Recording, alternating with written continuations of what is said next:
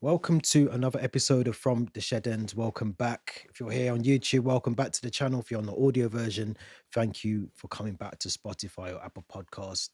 Theo, how you doing first of all? I'm not bad at all. Friday, always in a good mood on Friday, like I like to say on this podcast. What I have done this week is 3 consecutive days in the office, and Oh, I know that's kind of like that was the norm back in the day. You do 5 days a week in the office, but I've just gotten so used to my work from home days, and 3 consecutive days does take a bit of a toll on you. And the, I was feeling it when I got home yesterday. I was just socially drained, physically drained. So I had an early night and after the Chelsea women's game. But other than that, I'm good. Yeah, how are you doing? yeah, no, I'm good. So good. I know I can feel your pain because I had to travel to Manchester, which, as you know, isn't that far from me. It's about 40 minutes, 30 minutes. But even doing that commute, like the next day, I was just like, what is this? Like, what do you mean I've got to wait for a train? I've got to actually go into an office building. It was weird. It was such a weird environment. And I always say to people, I think because I work from home a lot, you lose that sense of interaction with just people Mm. all the time. So it's yeah, I think eventually we'll all be going back into a 5 day week thing. I think yeah, I know. I'm We've not had a good ready. innings I'm not, though. yeah, how will we be able to record our Friday podcast if Exactly, if we're yeah. back in the office? Exactly. Let's hope it doesn't happen too soon. But you did mention obviously a comeback of all comebacks yesterday. Chelsea women against Manchester City, 2-0 down from the first leg. Went on last night to win 3-0. I did see some of the game, but as you can probably see if you're watching on YouTube, I am absolutely exhausted. Um, and I fell asleep. I can't believe I fell asleep mid game. Pretty much just after you messaged me as well. So yeah, probably I saw the first bit of the second half. But what did you think of the game? Because I know you watched it, and it's obviously a semi-final set up now for Chelsea women. Yeah, a brilliant game, particularly that first half where we got our 3 goals in the first 45 minutes. So that meant we were leading 3-2 on aggregate. And like you said, a brilliant comeback. I think goals from Baltimore, Bjorn, and it was Ramirez with the third goal. I think what I really enjoyed about the game was just how relentless Chelsea were. Yeah, They were really, really pressing. Should have easily been more than three. I think we had some golden chances in that second half. The City goalkeeper made some decent saves, but huge credit to Sonia Bonpasteur because it's never easy when you play the same team. I think it was our fourth time playing Man City in the yeah, space of 3 or 4 weeks, yeah, and often when we do play them like it played out, you'll win some, you'll lose some, you'll draw some. We weren't able to beat them every single time, but in that game where it particularly mattered, second leg of the Champions League quarterfinals, and also in I think it was the Subway League Cup final. We were playing at Pride Park in Derby. yeah, We got the wins there, and that means that the Chelsea women's team are now still on track to win the quadruple, which would be a huge achievement for the club's history. We spoke about all the achievements and what Chelsea means to us in 120 years, but to have the women's team win the quadruple would be absolutely a huge milestone for the club. yeah, I do feel like it's going to be tricky because we're playing Barcelona in the semi-finals, and if history repeats itself, they've knocked us out of the last 2 Champions Leagues in the semi-finals at the same stage. Third mm, consecutive time we play them, so that'll be a really tough game. But yeah, I'm confident that if this team continues to play the way they're doing, and Bonpasteur is a manager who's won the Champions League before yeah. with her previous club Lyon, she's got what it takes. Players look like they're really hungry to win it this time after the disappointments of the last couple campaigns. But yeah, it's going to be a really exciting game, and if that game probably will be played at Stamford Bridge, I'll definitely try to get a ticket and Yeah, go down to watch it. I'm just looking now. So West Ham this weekend for Chelsea women, FA Cup against Liverpool, 12th of April. The first leg of the Champions League will be in Spain, Barcelona, on 19th of April. And then the second returning leg, Stamford Bridge, I assume, will be the 28th of April. So in between, there's a game against Crystal Palace potentially. And Manchester United women's game will be postponed because of the game on the Monday. But the quadruple's on. I think one defeat, it comes against Man City in the Champions League all season, still unbeaten in the league, so in the WSL. So look, I mean, the women's team's always been thriving, even under Emma Hayes, and you've seen the development of so many players, and you've seen players go on to other clubs and then return to Chelsea women as well. And you can just see that there's almost like a solidarity. There's commitment from all of the women that are playing to say that regardless of the changes that have happened from the managerial side of things, um, we're still in this to the end. And you got to see that yesterday. 2-0 down. It's never going to be easy for anyone, whether that's under eights to women's to men's football. It's always difficult to chase that deficit and then bring it back, and to do it in the first half as well. Superb, brilliant, brilliant performance. Yeah, no, really good performance, and huge credit to Emma Hayes because she built these foundations, and Bon Pasteur has now kind of taken the baton and Yeah, kind of gone that maybe not, I want to say step further yet because there's still a lot of games to be played, but she's really worked on those foundations and created, like you said, this really good squad cohesion and unity. And this is without Sam Kerr, who's missed large chunks of this yeah, yeah, season. So yeah, huge credit to all the Chelsea women's team and everybody who's been involved there, including the fans as well, because sometimes some fans maybe a bit reluctant maybe to go to a game on a Thursday night, and there was a good turnout at Stamford Bridge, and I expect it to be another packed crowd for the game on the 28th against Barca in the semis. yeah. So Monday, so no excuses. Get those weekend hangovers out of the way by going down to Stamford Bridge on the 28th. But I've got a question to ask you actually, because Mm. obviously the news has slightly broken. Obviously Chelsea podcast, but it's going to tie in, so just bear with me. But news has broken that Trent Alexander-Arnold is going to be going to Real Madrid. 5-year deal looks like it's going to be signed. I was explaining to someone yesterday that the same hurts that these Liverpool fans are probably feeling is almost similar to when Eden Hazard left Chelsea, and under different circumstances, because we knew he almost had our blessing to go to Real Madrid. But do you think it's on there that same level in terms of maybe not I'm not trying to compare the players essentially, but just in terms of the move.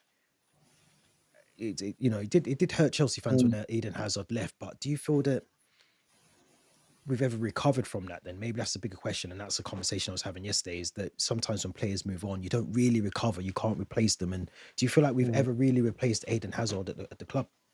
No, we haven't. You look at the gap and the void and that Eden Hazard left, and he was that type of player. Even in our darkest times, he was just dragging us through the seasons, winning That us last silverware. season as well. That last Particularly season. that last season, Mm, Europa League kind of winning season under Sarri. If it wasn't for him, I think we'd have probably finished outside the top four, yeah, not won the Europa League, and it would have been definitely a miserable season. But now we kind of look back at that season thinking, all right, we finished third. We beat Arsenal in Baku. It actually wasn't too bad. yeah. But yeah, Hazard, like you said, he kind of wanted to leave summer 2018, stayed an extra season after the fans, and I think Abramovich kind of asked him to stay. But then it was almost a gentleman's agreement that we let him leave the following summer for Madrid. And I think it's something like a lot of us, even me being a football fan, I'm aware of. It's if Madrid come calling, Yeah, it's you got to very go. hard to say no. You've got to go, especially a player like Trent Alexander-Arnold, who's pretty much won it all now at Liverpool. He's won it Maybe all. he wants another challenge, but we know as well, being Chelsea fans, that fullbacks, left backs, right backs, they're not easy positions to fill. So should Alexander Arnold leave, there'll be a huge void. I think he'll be leaving at Liverpool Football Club, particularly as well being an academy boy.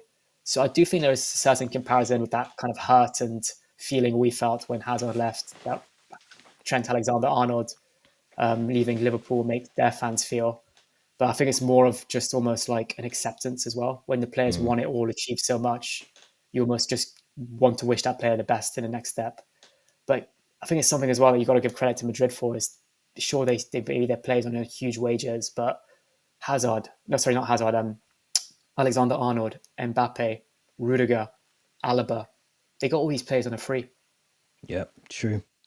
Maybe their agents kind of made a killing out of it, but they got all these players on a free. So they've done a good job there, but yeah, I kind of wouldn't be too surprised if we compared those free transfers in a way. Yeah, Jacko Copton said in the chat, Trent Alexander-Arnold's move worse for fans, in my opinion. We always knew Hazard was going. So Yeah, I do get that. I do. But I think, and I agree with you as well, so certain players you just can't really replace. You just don't replace them, and it's always difficult. But I do think as well, the grass isn't always greener. We got to see that with Hazard. He didn't have the best of times there. That might be down to not keeping himself fit. And, we've spoke about it before that ex-players have said that he wasn't the best on the training ground. So I think it'd be a different scenario for Trent. But Interesting. I just wondered what your thoughts were because I Yeah, feel I don't think there's any player that's bigger than the club, and I think yeah, unfortunately you do lose sometimes your best players. You know, if they want to move, it is Real Madrid. They're one of the best, if not the best team in the world. So if they come calling and you turn them down, does that opportunity ever come back for you again? And it didn't work out for Hazard, but or I suppose it depends how you look at it. It might have done if you look at the medals and trophies he won while he was there, but there's always that bit of me thinking, I wonder what would happen if he stayed at Chelsea as well. yeah. But also, we got what 100 million for Hazard when he Yeah, left. I think Jacko's more just than said that. that, Yeah, but what was he it's worth and at the time? I think he was worth way more than 100 million. I feel like 100 million for a player with 1 year left on his contract. I think that's bloody good money. you think it's good. Um, I don't know. I think we should have. and how old was he? He was 27, 28 when he left Chelsea. Yeah, get Trent your is point. leaving. Trent's leaving Liverpool on a free, and he's I think what 22, 23. I think. 26. Um, is he 26 now? Trent Alexander-Arnold. Oh, Wow. believe me, Okay. I've been hearing that since the whole week being in Liverpool. I've heard the numbers 26, 66, 5 years, 300,000. I've heard it all this week. So, but no, it's just I just thought I'd ask you Yeah, your yeah, opinion on there. yeah. And but let's talk Chelsea again. Let's get back to Chelsea Yeah. because the team of 120 years of Chelsea was announced. We kind of did this. It's almost like we preempted this was going to happen because we've done our best Chelsea 11s before. We did our Chelsea drafts last week, I think it was a week before last. But Chelsea officially announced their best 11 of Chelsea. I'm hoping you've got it in front of you, but for the Yeah, audio I've got it. listeners Yeah. as well. So Petr Cech, Cesar Spilicueta, Thiago Silva, John Terry, Ashley Cole, Claude Makelele, Frank Lampard, N'Golo Kante, Gianfranco Zola, Eden Hazard, and Didier Drogba made the 11. First of all, what's your thoughts? Yeah, I actually think the fans got this spot on, if I'm completely honest. Was a reminder this was voted by the fans. Yeah. I think every single player there deserves their spot in that all-time 11. I think maybe some possible mentions for players that maybe deserve a bit of an honourable shout out. I think Ricardo Cavallo maybe I'd as the have him. I'd partner have him for before Silva. I'd have Silva. Carvalho Yeah, before and Gary Cahill. I'll be honest, but that's just a personal preference from me. yeah. I think as well maybe like the Silvers maybe fresh in Chelsea fans' memories as well. Maybe the more Mm, recent Chelsea fans as well. Um, I think harsh maybe not to have a Joe Cole in there perhaps as well, who won a lot of trophies with us and was instrumental during those kind of Who years who would prior you to take? Who would you 2010. take out though in terms of because this is Yeah, where we kind of had our debates when we were doing the draft and when we picked our all-time 11. It is really difficult because for me, I think Zola has to be in there, but Joe Cole would have to be in there for me, as you know from doing the yeah. draft. But who comes out? I think maybe because Kante and Makelele, they're very similar players. This is just more Mm, thinking of how this team's going to play together in a way. yeah. I mean, it'd be like an impenetrable wall in midfield having Kante and Makelele together, but maybe you could sacrifice one of the two, have Lampard as the second midfielder and have more Yeah, Joe Cole as a number 10, number 10. Yeah, I perhaps. thought so. But other than that, I wouldn't really disagree with any of the players that got voted in. I think Petr Cech, Lampard, Terry, Drogba, those players kind of are Yeah, they just speak for walk-ins in a themselves. way. Yeah, Yeah. Hazard as well, like we just discussed before, a little wizard and magician. Ashley Cole, Premier League's best ever left back. Azpilicueta as well, Champions League winning captain. Potentially a shout for Ivanovic as the right back. I feel. I agree Um, with I agree with Spilicueta being in there. I think even I was watching him against I feel like it was the Madrid derby. And I the think he Champions League came game. on.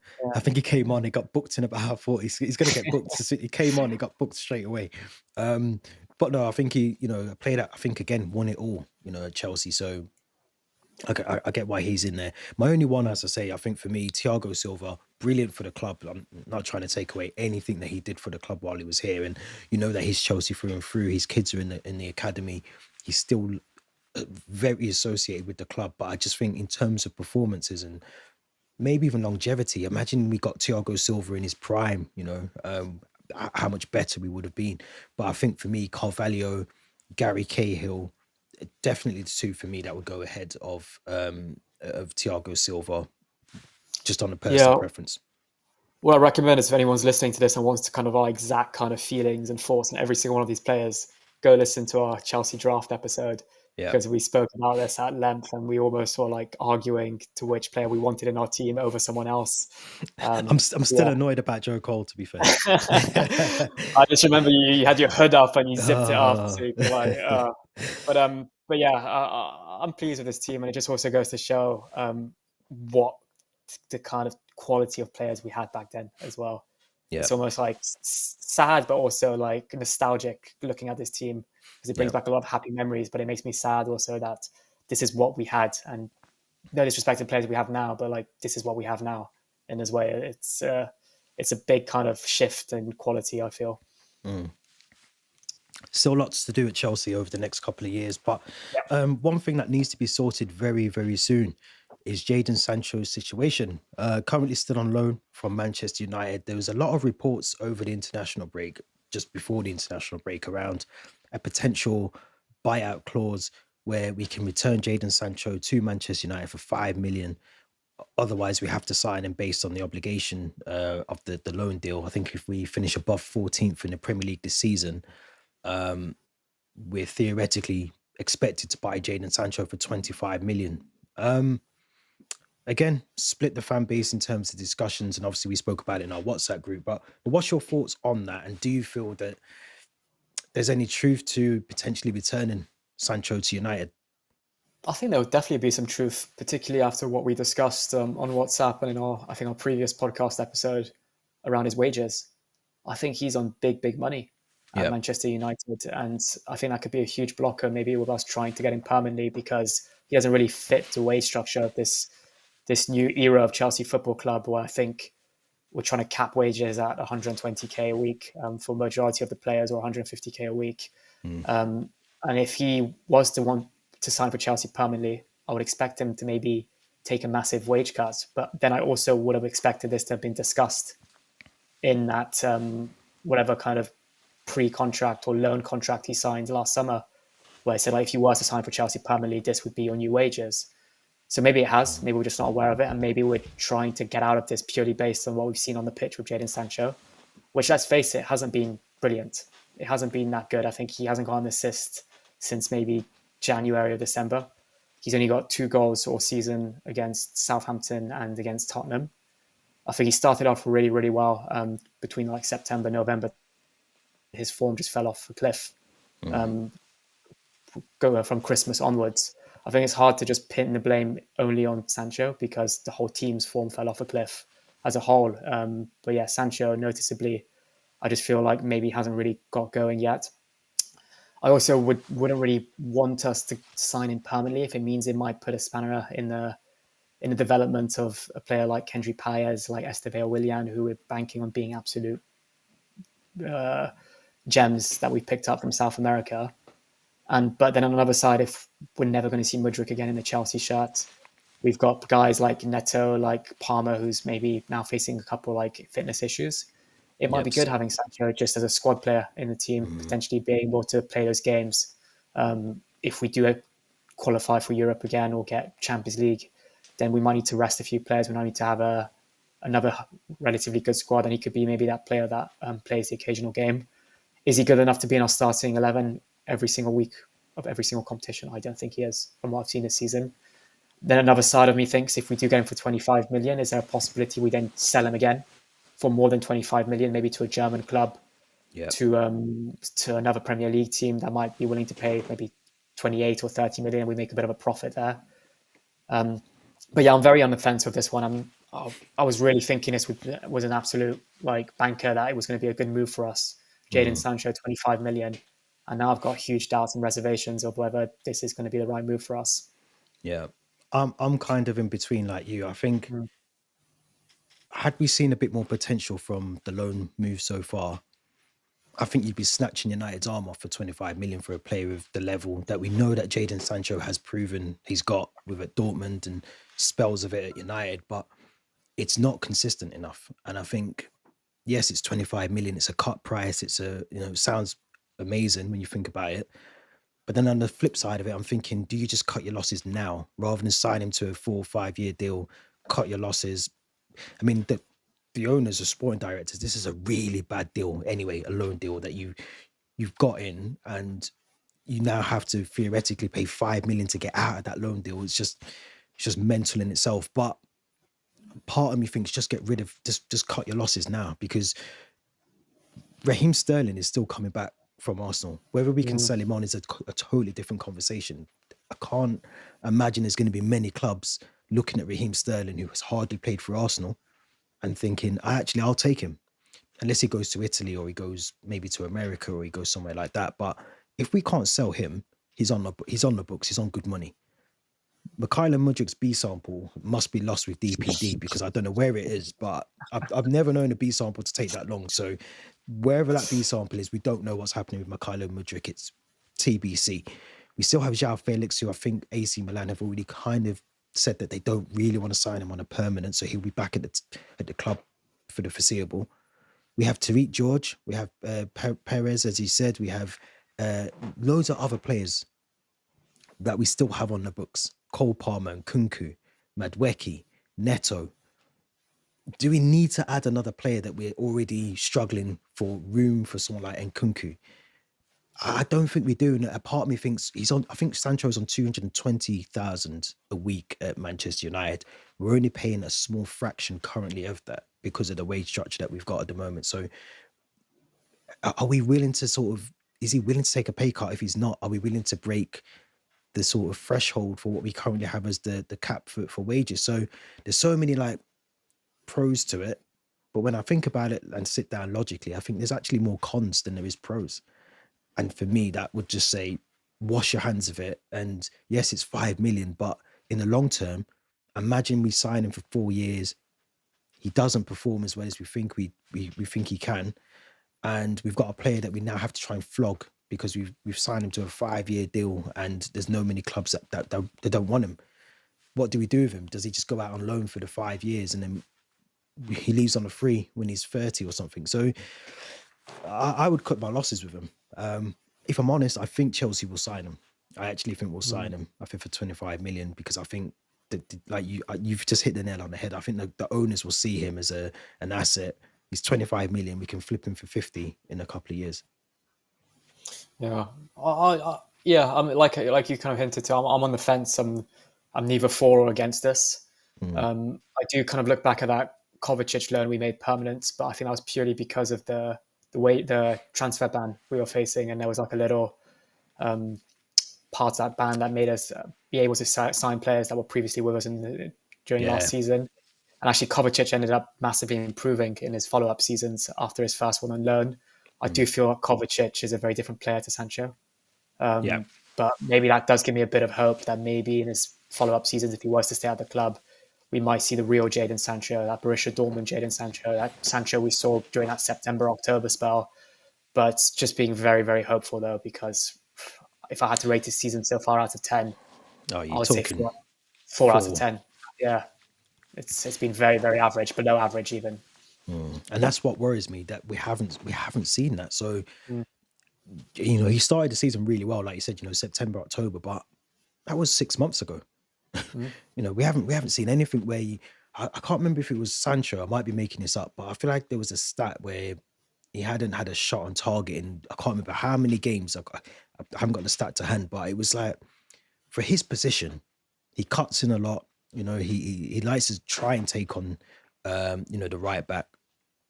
He should have more assists at least, and more shots on target, more creating the chances. He should be there or thereabouts with some of the better players in the Premier League, and he's just not. He's just not. And there's the confidence thing with him. There's a potential attitude thing with him as well. And you just have to wonder: do we need another one of those sort of Instagram footballers that are more concerned about what people think of them, the perception of them, the attitude of it? And I just don't think we need that at the club. I really don't. So there's that part of me as well that adds to the cons of why I wouldn't sign him. Let's. I feel like we've kind of given a yes/no answer. If you were in charge of Chelsea, or you're the sporting directors, or you are Maresca, would you sign him, or would you just pay the 5 million to cut Just pay the ties? 5 mil. Just pay the 5 mil. I look at some of the youth that's coming through. like you just mentioned, and potential targets in the next 2 or 3 years that we might want to go and get, you're probably going to have to reevaluate all of that. You know, if you wanted to go and get another top player or so-called top player in the next 2 or 3 years, and you've still got Sancho on your books, I don't think you'd be looking at bringing someone else in, because then what do you do with Sancho? So, and if he Mm, doesn't perform to that level, then for me, I think cutting our losses in 5 mil is better than spending 25 mil and hoping for the best. yeah, I What about still, you? yeah, no, I'm in agreement. I'd pay the 5 million for. He's still got like a couple months maybe to redeem himself and show what he's worth, but I don't. also I feel like I I want to make sure like players that go to that Club World Cup in June are players Yeah, that maybe really want to fight for the team, be there yeah. next season. And I still Mm. don't know because I know a few of the players we have out on loan. There's an agreement that they can come back to I think Chelsea to so. play in the Club World Cup. I know that City are trying to get De Bruyne to sign a short-term contract just for the summer, I think, to Yeah, play the Club World Cup. And whether Sancho is eligible to play in that tournament or not, if he goes back to United as of beginning mm, of June, um, I think it's going to be quite interesting to see which players actually are in the squad for that and which players are yeah, yeah. just no longer at Chelsea Football Club as well. But the window's changed now. I was reading yesterday. They're opening the window from the 1st of June up until I think might be the 14th. It shuts for like 6 days and then reopens again. And the Mm, reason for that is to allow for clubs who are in the Club World Cup, I think, to be able to buy players and to register players to then play in the Club World Cup. And I think the window can only be open for, I think it's like 89 days. You can only do trading for that period of time. So that's why there's a cut in June for that. So I think that whole thing with Jadon Sancho would be resolved within that sort of first mm. part of the transfer window. Whether he signs or we sign him on a permanent, or whether he returns to United, I think it would have to be done within that time of the Club World Cup starting. Yeah, no, I agree. I think Maresca even said he's hoping to do a lot of his transfer business throughout June, Mm. and rather than let it drag out until the summer. So yeah, I think I'll give a clearer idea of who's in the squad, who's not in the squad, and I think Sancho's future will be decided. I would think in the next couple of months, not even June. I always think like hopefully they've made a decision come maybe mid-April or end of April time. I think they have now. I think when they inquired about which they must have known anyway, but I think when they inquired and it came out through the journalists that it's a 5 million sort of return loan fee back to United, I think that was the point where a decision's been made whether we keep him or we let him go. For it to come out in the press, and I think there's some truth to it, but I also think a decision has been made, and I also think the Mudryk thing's been resolved. They're just probably waiting till the end of the season to announce Sure. something. I don't know what it is, but we've mentioned Club World Cup. I did talk about Club Leon last week. I think they're a Mexican team, aren't they? Yeah.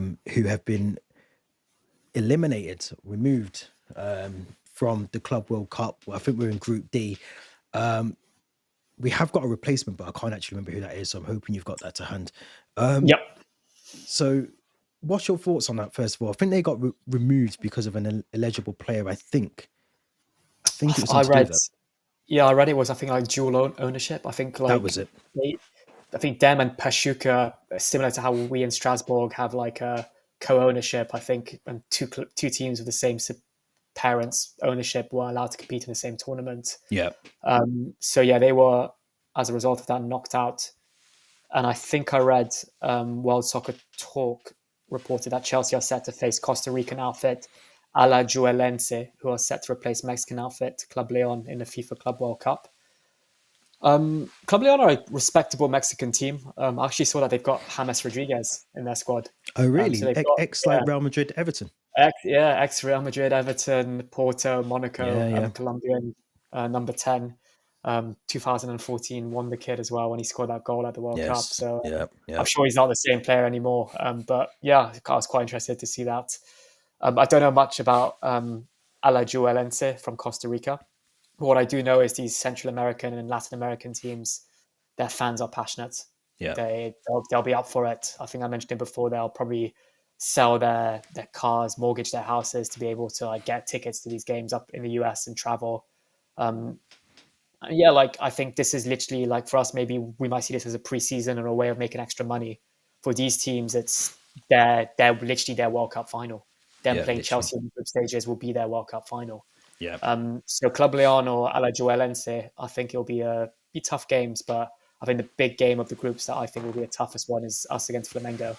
That's the one I'm looking at. Mm. Interestingly enough, they're managed by Felipe Luis, Flamengo, Oh, ex-Chelsea really? left back. Okay, left Yeah, back. Yeah. yeah.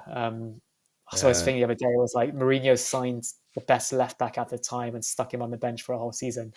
Uh, but yeah, so maybe he still wants a bit of revenge against Chelsea for the way things planned out for him. But yeah, I think it'll be an interesting game nevertheless.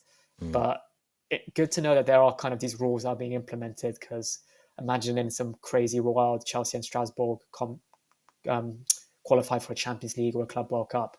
I think there'll be similar repercussions for one Yeah, of the yeah, two teams yeah. maybe getting knocked out. I feel like there was something with Man United and Nice. Might Yeah, have been last season, because I know that is it Sir Jim Ratcliffe, yeah, and I'm sure they have some sort of they might not now, but I'm sure they did with, and I'm sure there was something if they were both going to qualify, might have been the Europa League or whatever competition it was, they couldn't play in the same competition because of the affiliation between the two.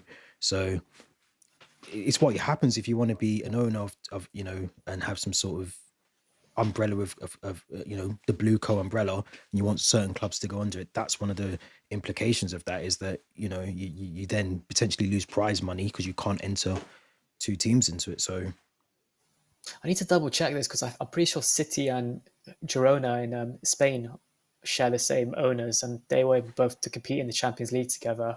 yeah, Um, you think you're right. yeah, so there must be like little like rules or Loopholes. regulations, like loopholes. Yeah, um, Oh, we'll be all right but yeah, then. yeah, we might be okay. But I mean, I like seeing Strasbourg's progress and development, but realistically, I don't think they'll be qualifying for a Club World Cup anytime soon either way. No, Liam Racina's got them playing some good football, but He has, yeah, I think a couple of seasons away for that, I think. But no, I'm looking forward to. I mean, I did a video on the Club World Cup last week, and I am looking forward to it. All the matches are on DAZN free of charge as well. So, it's obviously in the United States, so the times will be a bit sporadic, but I'm looking forward to it. And I think this new format, which what do you think about it?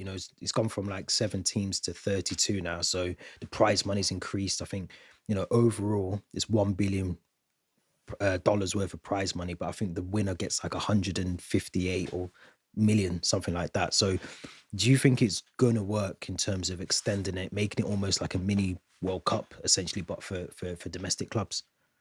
I think FIFA have done two things really well kind of with this competition. They've made boring preseason friendlies fun and actually competitive.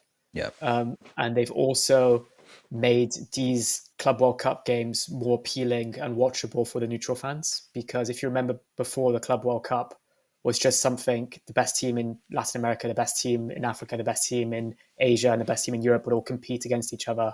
mm, Almost, I think, you'd play two games, and the next thing you know, you'd won the competition.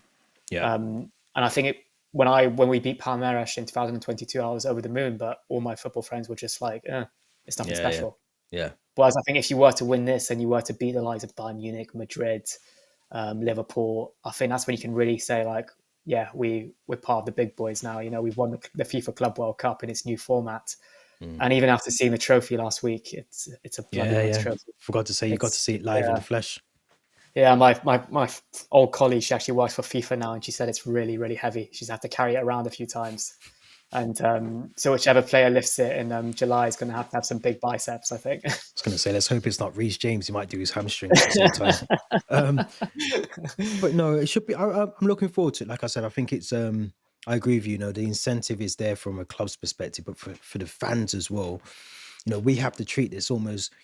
Sometimes you watch those preseason Audi Cup games, or I don't know Mm, what the other ones are called, and you're just not really that bothered. You lift it, you win the trophy, you're almost embarrassed that your club's won it. But I think if we win this, if we win this Club World Cup, I generally think I think we'll be the first team ever to win every trophy. That's if we win the Conference League as well. So there'll be some sort of more history to add to the club as well. So I am generally looking forward to it. I really am. absolutely, yeah. And I think all the teams have been encouraged to take their best players to the tournament as well. So whether we're beating Bayern Munich in the Champions League and the Club World Cup, I still think that's a huge achievement. So Yeah, I agree. Just in the comments as well on the live stream. So Jacko's put that you think City owns less than 50% of Girona, uh, so they don't have sole operational control. So that's potentially why you would see the two clubs compete in the same tournaments. That's interesting to know as well. Um, let's talk Els Court because that's come up this week a lot as well, and this has come up before, hasn't it? Where we spoke about the potential move from Stamford Bridge, or do we stay at Stamford Bridge, or do we move somewhere else? Do we go and play at Wembley for a year while we redevelop Stamford Bridge? So all these options have always been batted around.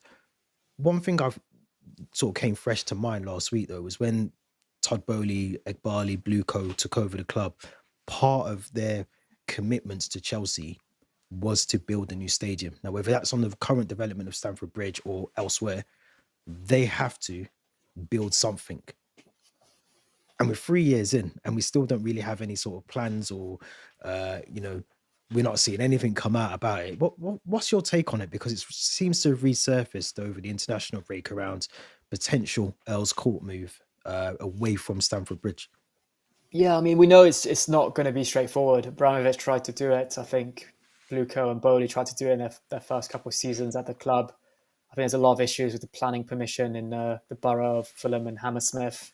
I think what they're discussing now is they looked at the possibility of maybe revamping or redesigning every stand of Stamford Bridge individually, similarly to Mm, what Liverpool did and Man City did. But that doesn't seem like it's feasible now. So no. they've been discussing, I think, either knocking down Stamford Bridge as it is and building on the same site, or they've discussed knocking it down and rebuilding it elsewhere in Earls Court. So I know in the past they've discussed Battersea Power Station and these other areas as well. But it just still seems like there's not like a fixed kind of conclusion or plan or kind of announcement. It's just all these Mm, rumors and possibilities. And until I think there's a fixed kind of announcement, I think we'll just stay at Stamford Bridge and still compete in the same stadium we're in. If I'm completely honest, I'm not against that. I do like Stamford Bridge as it is. It's very local to me. It's very convenient for me. But then when you do look at the Emirates, you look at the Tottenham Stadium, you look at the new Allianz Arena that Bayern Munich have, yeah. maybe it's time eventually we do revamp it. And I know that these owners, they just want to sell, sell, sell, sell, sell. They want to make money from tickets. Mm, And I think their main priority in the next couple of seasons will be this new stadium so they can get an extra revenue for maybe 20,000 additional seats as well. I mean, I'm not again. I look at majority of Premier League clubs now. They've all either expanded or redeveloped or rebuilt their stadiums. You even, was watching Everton under 21s at the Bramley-Moore Docks at the weekend, and I mean, it's not the best stadium at all. It's not like a nice stadium to look at, but they've still redeveloped it. They've still got something a bit more modern, and I'm sure over time they'll redevelop the surrounding areas around Bramley-Moore Docks. You look at West Ham, which is a really bad example, but they've moved from Upton Park and gone there, or the bowling ground, as some people call it. Yeah, Fulham as well. They've got that Riverside stand They've, now they've got the at Craven Riverside stand. Cottage. Yeah, Exactly. So everyone's doing something, and we've almost just stayed as we are. And I think not just a capacity wise, but I think in terms of, I suppose, yeah, revenue. I suppose of trying to get more fans. We talk about the atmosphere at Stamford Bridge. Maybe one way of battling that is to try and increase the capacity, so fans that do actually want to go to games, who aren't just there for the weekend, can actually get tickets, and maybe that would help that. I know there's a massive issue around going to Earls Court, 'cause I think it's an Earls Court development something. That there's basically another company that wants to basically use the Earls Court site for something else and develop like a multi. They don't basically want a football stadium next to it. It is essentially what it is. So I think what I've read is that the two owners, or the owners, Bowley and Blueco, are really split on what's happening, and I think Todd Bowley's almost alluded to the fact that this could potentially be a parting of ways between the owners, and one would have to buy the other out. And we spoke about that a couple of months ago. So I think I, I I think something needs to be outlined very quickly, maybe start of next season. But something, even if it's just proposals, this is what we're considering. Here's our options, to give the fans something to see as well, because it's only going to become a period of time where the fans will say, actually, is it just talk? Is it just hot noise that Mm, you're giving us and not actuals? Um, I wouldn't be against redeveloping Stamford Bridge though. mm, I would like to. I see what Anfield have done. You know, they've done it stand by stand. They're still looking at getting planning permission for the other stands as well. And I think I wouldn't be against that as well. It just for me, how would it look? mm. You want to keep a bit of history there as well, don't you? Absolutely, yeah. I also feel like we spoke a couple of weeks ago about our net debt and how high it is, the highest Yeah. in the league, and it's like, is buying a fancy new stadium or redeveloping or moving us into a new stadium, would that be financially a wise decision at this stage in time as Mm. well? That's something else that's playing on my mind. But I know on the long term it will be a huge investment, and we will kind of be able to generate more money from this. But yeah, I think like you said, I think one thing I do want to see is see us keep a bit of history from the stadium. You mentioned the Everton stadium. I saw a video online of I think an Everton season ticket holder who What was at the game. 397? Yeah, and his seat number basically didn't exist. It Oh, did make me laugh. Yeah. yeah. I mean, that is typical Scousers, isn't it? Like I know Scousers didn't build the stadium; it was all like outsourced people. But it's just funny that someone clearly can't either count or they've just missed a row of seats.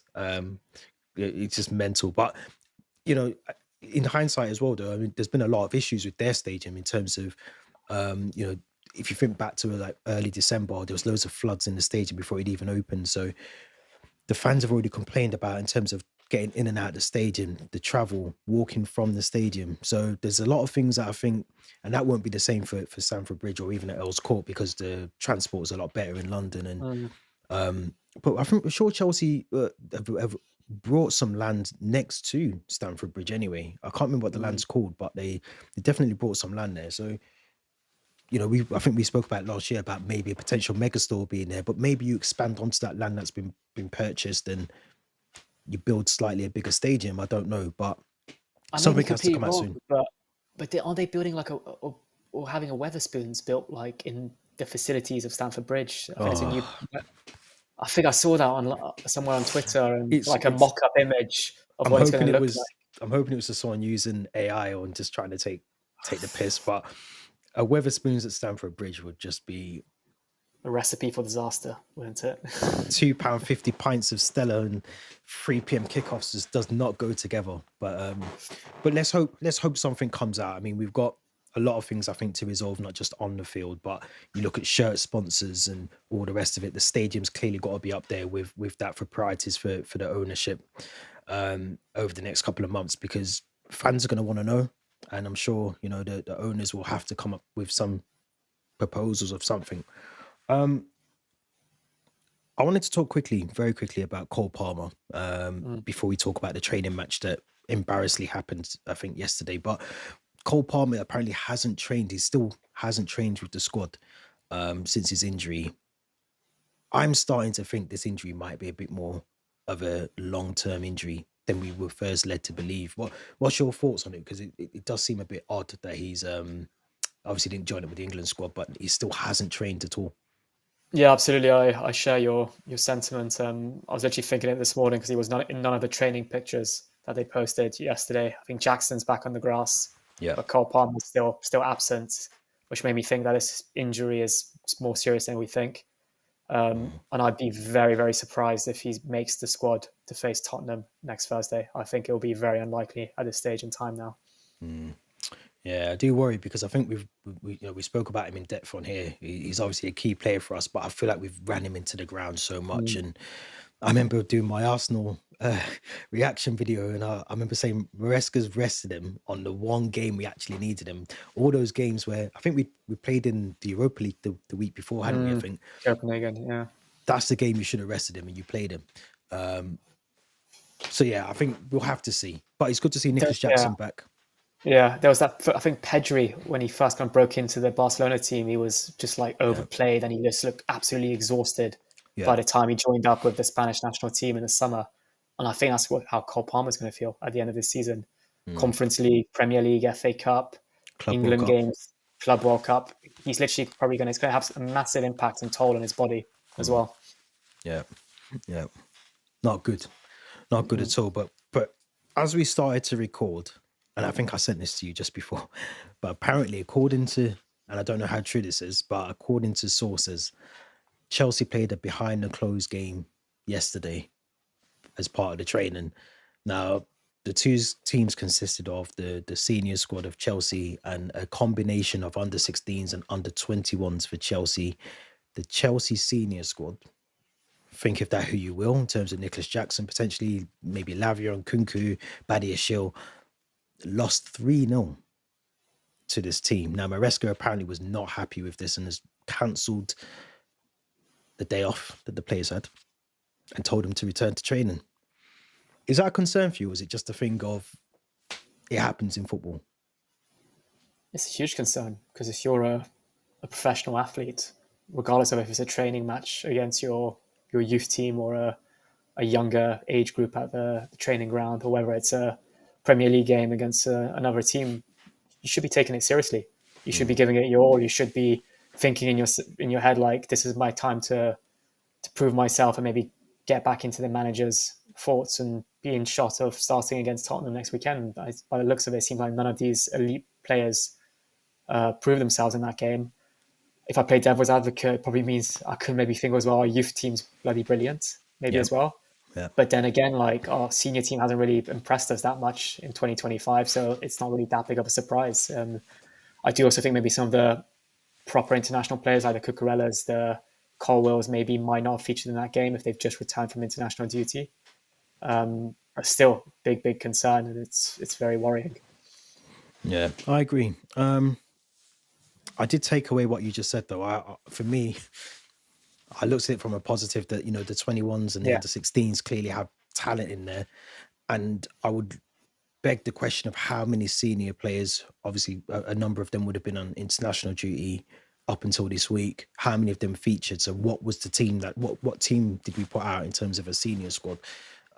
Not to say that that's an excuse, because whoever plays, whether it was Bettinelli in goal or whoever, you could put Gianfranco Zola from the Masters game and put him back in the Legends game and put him back. He'd probably do a better job than some of those players, which is actually a really decent game, the Legends game, to be fair. You were there, weren't you? Yeah, it was actually decent. I mean, the second half was dire because you could tell that tiredness was kicking in, and a fresh 49-year-old Peter Crouch just made things look very easy. But whoever comes into that training game should definitely be putting in double shifts, because that's your opportunity to take when there's certain players away in the international camps. That's your moment to impress Maresca and say, actually, in Kunku, for instance, I don't think he was linked up with the international squad. That's your moment to go and prove why you should be in that team on Thursday against Tottenham. But yeah, really worrying times. Absolutely, yeah. Hopefully, though, I mean, it's just a Twitter thing. I know there's so many of these sometimes fake news, but Oh no, I do feel no. I wouldn't be surprised if there's a bit of truth behind it. Absolutely. Yeah, I wouldn't either, based on our season. But let's try and stay positive. There's not many games left. I was thinking this morning. There's not that many games left now, is there? We've got the Conference League to look forward to. But just in terms of very quickly, because we're going to wrap up. But just Tottenham is our next game in the Premier League. How confident are you next Thursday that we get that win? Yeah, I think Crucial. we'll do a proper pre-match report review Yeah. preview next week. But as things stand, I'm not that confident. Palmer's still injured. Doubts over if Madueke and Jackson will be fit for that one. Yeah. Tottenham getting a lot of good players back. I think Van der Ven, Christian Romero, and us just, I'm thinking back against that game against Arsenal right before the international break. I will not be surprised if it's a similar 11 that features, and none of those players properly impressed me. So I think it's going to be a really tough game, and I think it's just this type of game where you just really want these players now to think like, all right, we've had a shit season, but it's just Tottenham. We've got to show up. We've got to restore a bit of pride in the club and make the fans happy. So yeah, I'd expect them to kind of just be up for this game, but I also wouldn't be too surprised if their heads drop. They show a bit of, I want to say immaturity, because a lot of these players aren't at that mature stage yet, or that experience stage. But also I'm hoping like players like Reece James, after his brilliant goal against Latvia that we haven't spoke about, Yeah. him maybe kind of steps up and takes a bit more responsibility as the captain to really rally the team and get them going. I think Maresca's next press conference will be really, really important to see maybe which players are fit, which ones have been training. It's good to have Lavia back in training. I'd expect him to feature. Yeah. But yeah, as things stand on, what are we today? Friday, the Friday. 28th of March. I'm not that confident at all. I agree with you. I think the press conference will be interesting. I think the luxury that we have, it's not really a luxury, but we don't have an FA Cup fixture this weekend. So I think we need to spend the next 6 days or 5 days or so getting as many players back fit and just using that time well. And if it means people have to come in off their day off because they got thrashed 3-0 by, the 16-year-olds and 21-year-olds, then so be it. But we can't afford to drop points now. There's no more international breaks to split things up. We have to pretty much go into every game like a cup final to even consider getting top 4, top 5 this season. So this will be a massive test, not just for Maresca, but for the players.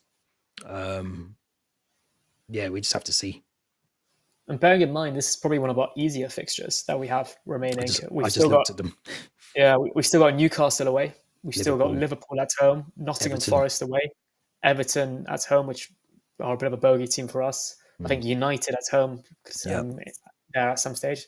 I think Tottenham at home, given our track record against them, should be a type of game. Usually, any other season we're winning, but this season somehow I'm not restored with kind of confidence or reassurance that this is a fixture we can win with this crop of players.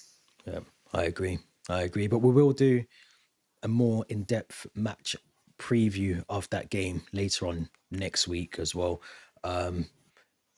Theo, as always, thank you very much for joining. It's always a pleasure on a Friday. Sun's shining, the beers will be flowing, I'm sure, this weekend. Mother's Day as well for everyone out there who's going to be enjoying that. So, yeah, let's just enjoy the rest of this last stress-free weekend of the season without Chelsea stressing us out. Don't forget to subscribe, like the video, leave your thoughts in the comments. If you're on the audio version as well, the Linktree link is in the description for you for all your social accounts on there. And until then, enjoy the weekend and we'll be back soon.